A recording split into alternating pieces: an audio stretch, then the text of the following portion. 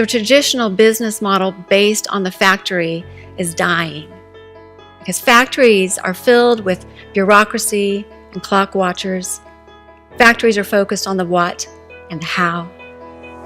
But successful organizations of the 21st century thrive in the why, with engaged employees who want to know that the work that they do has meaning beyond a paycheck. If I were to walk into your office tomorrow, where would I find your values? Are they sitting on a shelf next to the employee handbook? Are they under the protective custody of HR? Or are they etched in plaques on the walls?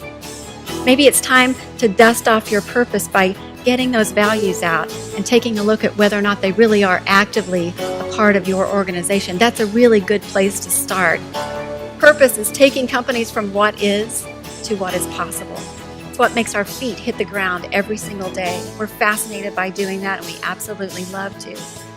Culture is how you're behaving in an unwritten way on a day-to-day basis, what the leaders are in the organization are modeling.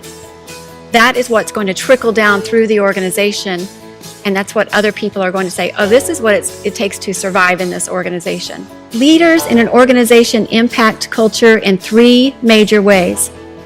What we measure, what we reward, and what we ignore.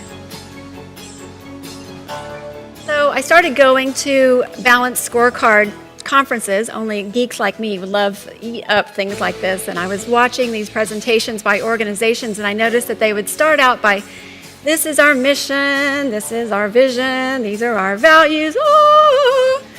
And then they go, okay, and then we're going into the balanced scorecard, and they would just go straight into their financial reports and what they were doing with customers and learning and growth. And what I realized is they don't have culture. They're not actually intentionally measuring culture.